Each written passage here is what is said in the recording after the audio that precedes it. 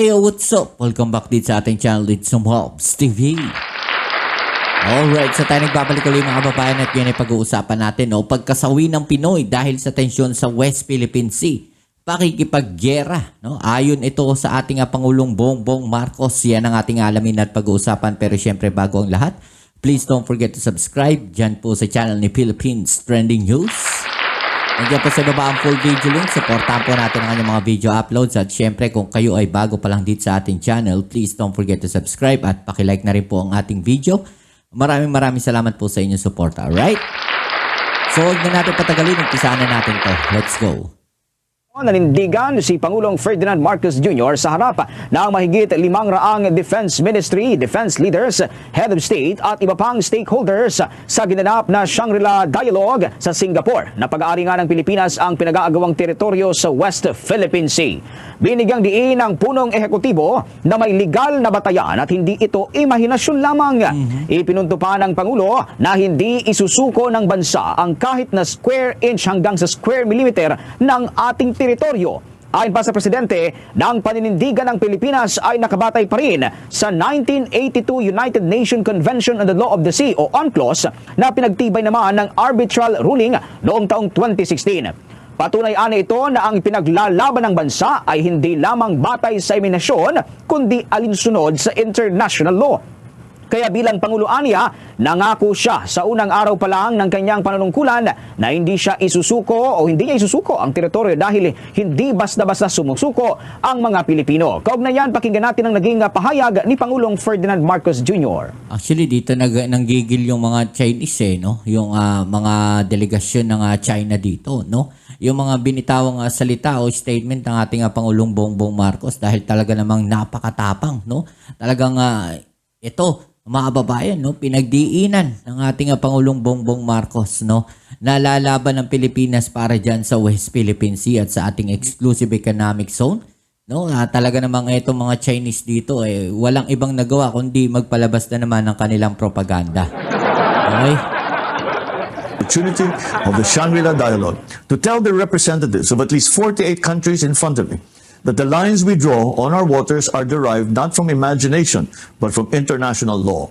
Unlike others, we submitted our assertions to rigorous legal scrutiny by the world's leading jurists. Besides the keynote speech, the Shangri-La Dialogue also allowed us to meet with other countries who are interested in the Philippines' cause. I met with representatives from Lithuania and some of the members of the U.S. congressional delegation and discussed future ways to improve collaboration and cooperation between our countries. My promise to all Filipinos, we will use every opportunity and continue to build bridges that will ensure a long-lasting peace and stability in our region. Marami pong salamat. Yan ang bahagi ng pahayag ni Pangulong Ferdinand Marcos Jr.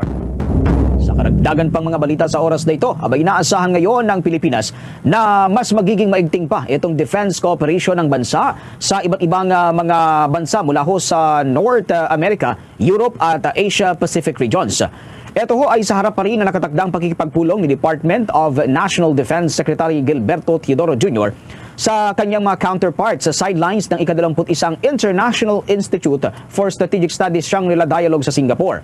Ayon nga kay Defense Spokesperson Arsenio Andulo, ngayong araw ay magkakaroon ng ministerial level meeting si Secretary Teodoro kina Minister of National Defense of Lithuania at na si Laurinas Kaskionas. Bukod dito, ay nakatakdari na makipagpulong ang kalihim kina Minister of Defense of Canada, Bill Blair, Defense Minister of New Zealand na si Judith Ann Collins, Minister of National Defense ng South Korea si Shin Won-sik, at High Representative of European Union for Foreign Affairs and Security Police and Vice President of the Commission for Stronger Europe, Josep Borrell Fonteles.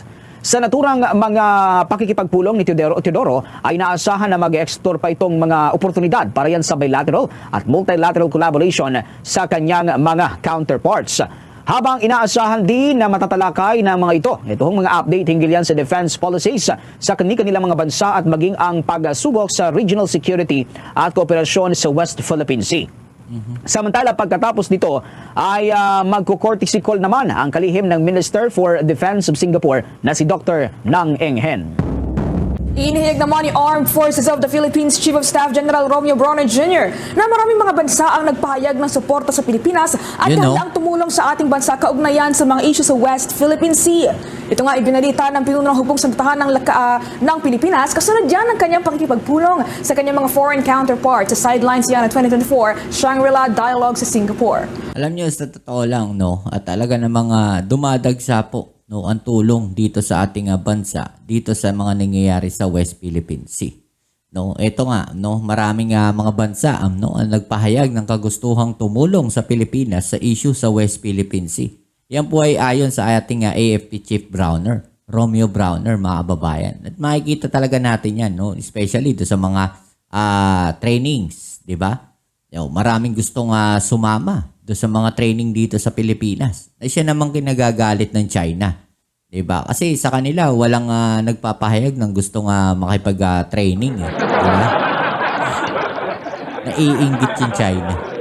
Aniya, maraming mga bansa na lumahok din sa naturang aktibidad ang nagpahayag ng kagustuhan na makipagpulong sa Pilipinas hinggil yan sa naturang usapin. Bagay na nakakatawaan niya sapagkat nangangahulugan lamang ito na maraming mga bansa mula sa iba't ibang panig ng daigdig ang interesadong tumulong at magbigay ng assistance at suporta sa Pilipinas kaugnayan sa mga banta at pagsubok na kinakarap ngayon ng ating bansa. Napaisip lang ako bigla, no? Paano kung biglang dumami, no, yung mga bansa na gustong magpatrolya dyan sa West Philippine Sea? No? Kasi kung maalala natin, mga kababayan, meron pong meron tinatawag tayong freedom of navigation. Diba? So, siyempre sila, apektado rin doon sa mga ginagawa na yan ng China sa South China Sea. No, hindi na lang dito sa EEZ. Okay? So, sa South China Sea na mismo. No, diyan dumadaan yung mga yung mga economic trades. No, what if yung mga bansa na dumadaan diyan, no, ay magpatrolya na rin, no?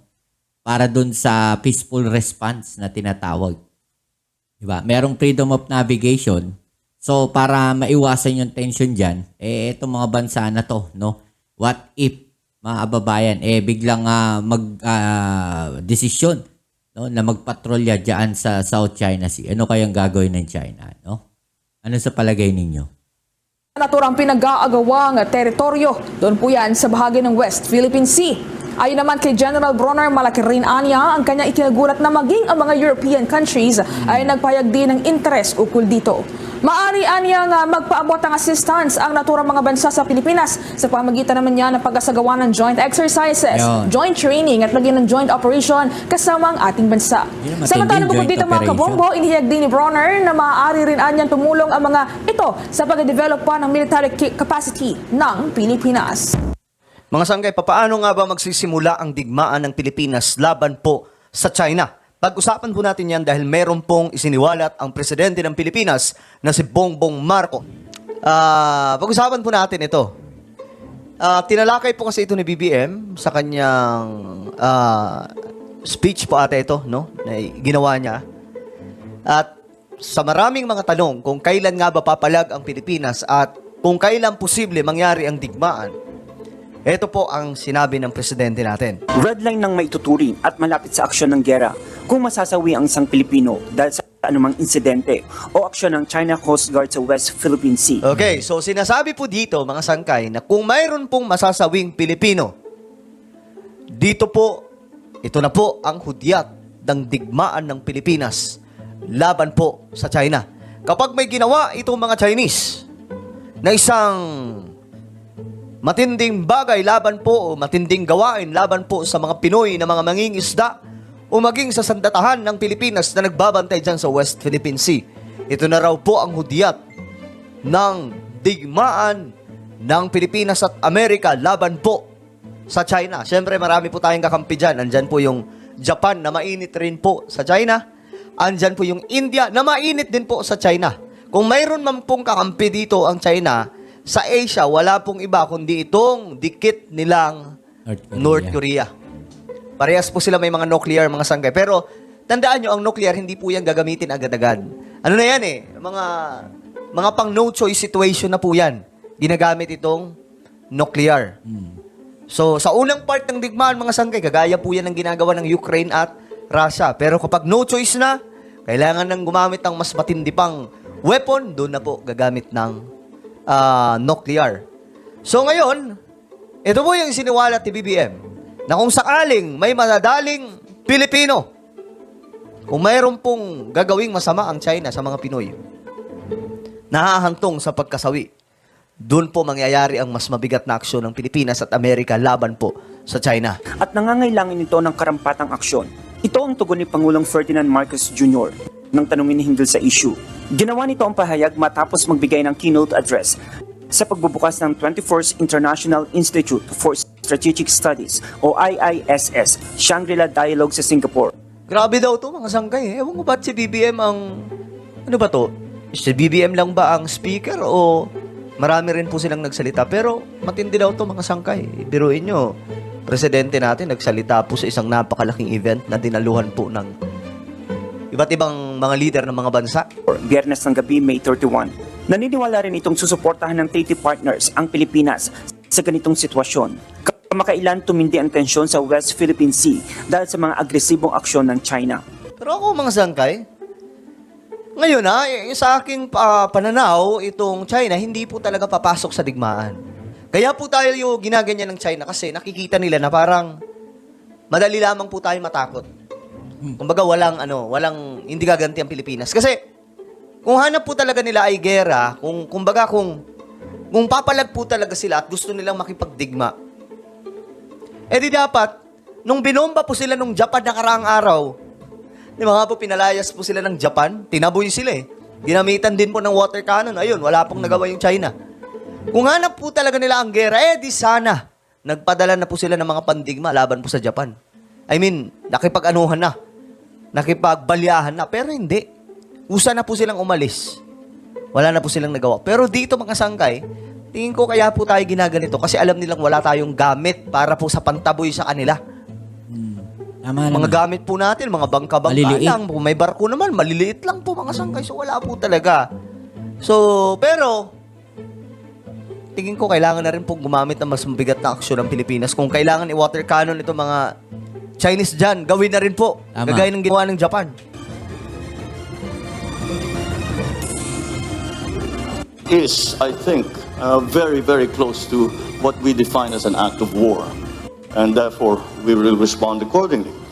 And our treaty partners, I believe, also hold that same standard for when the actions, with the joint action, will be undertaken in support of any such incident in the Philippines. Okay, dahil meron po tayong alyansa ng Amerika at iba pang mga bansa, kapag nangyari daw po na mayroong isang Pinoy na madali dyan, dalihin ito mga Chinese. Ang sabi po dito ni BBM, kumbaga dito lamang po mangyayari na pipindutin na po nila yung Mutual Defense Treaty ng Pilipinas at Amerika. Na ibig sabihin lamang, all out daw po na makikipagdigma ang Amerika laban po sa China kasama po ang Pilipinas. At kasama rin daw po yung mga bansa like Japan, South Korea at marami pa pong iba. So matindi po yan mga sangkay. Pero matapang din to si BBM no? May mga Chinese din po dyan Pero tahasan niya po talagang sinabi yan para maintindihan po talaga ng China. Sa kanyang talumpati, giniit din ni PBBM na gagawin ng Pilipinas ang lahat upang protektahan ang soberanya ng bansa. Ito ay habang isinusulong ang 1982 United Nations Convention on the Law of the Sea o UNCLOS na nagtatakda ng legal na balangkas sa lahat ng marine at maritime activities. Ang UNCLOS din ang naglalagay ng limitasyon sa bawat maritime zones ng estado. Kaya sa international law niya nakasalig ang kinikilalang teritoryo at maritime zones ng Pilipinas. As Tama president, I have sworn to this solemn commitment from the very first day that I took office. I do not intend to yield. Ito mabigat po itong mensahe dito, hindi lamang po sa Pilipinas, kundi maging laban po sa China. Filipinos do not yield. Ladies and gentlemen, we are not only unyielding in protecting our patrimony, our rights, and our dignity as a proud and as a free country. Kasabay naman ito ang commitment ng Pilipinas sa pagpapanatili ng kapayapaan at pagtugon sa mga issue sa pamamagitan ng dialogo at diplomasya. But despite all this, the Philippines remains committed to the cause of peace upon which our constitutional order is premised. We are committed to addressing and managing difficult issues through dialogue and through diplomacy. Samantala, may apela naman ang Pangulo sa Estados Unidos at China. Panawagan ito sa dalawang malalaking bansa, tugunan ng tunggaliang namamagitan sa responsableng pamamaraan. Alam nyo kasi, ang nag-aaway po talaga dyan, Amerika at China. Pero, nadadamay po tayo dahil sa West Philippine Sea na yan. Mga sangkay, itong China rin po, ginagamit din po itong West Philippine Sea para, api-apihin. Medyo magulo po talaga yung situation na to kasi syempre yung West Philippine Sea sa atin po yan. Sako po yan ng exclusive economic zone ng bansa. While itong China at Amerika, nag-aaway. Ngayon, itong Amerika, nasa atin. Itong China naman, mga sangkay, nanggugulo dyan sa West Philippine Sea. So, medyo magulo. Ano ba tayo? Ano ba gagawin natin? Pero, ang isang bagay lamang po na kailangan gawin dito is protektahan kung ano po ang mayroon sa Pilipinas. Tama naman. China's determining influence over the security situation and the economic evolution of this region is a permanent fact. At the same time, the stabilizing presence of the United States is crucial to regional peace. Alright, so yung mga babayan, no? Kayo, anong masasabi ninyo dito, no? Sa mga balita na to, i-comment down nyo dyan sa ibaba ang inyong mga opinion at atin yung pag-usapan, alright? So yan, muli maraming salamat sa lahat ng mga patuloy na kasuporta dito sa ating channel at kung bago ka pa lang, please don't forget to subscribe, like, share, at comment dyan sa comment section. Kita tayo sa ating next video upload. Ito muli ang inyong Kuya Mobs sa Mobs TV. Peace. I'm out.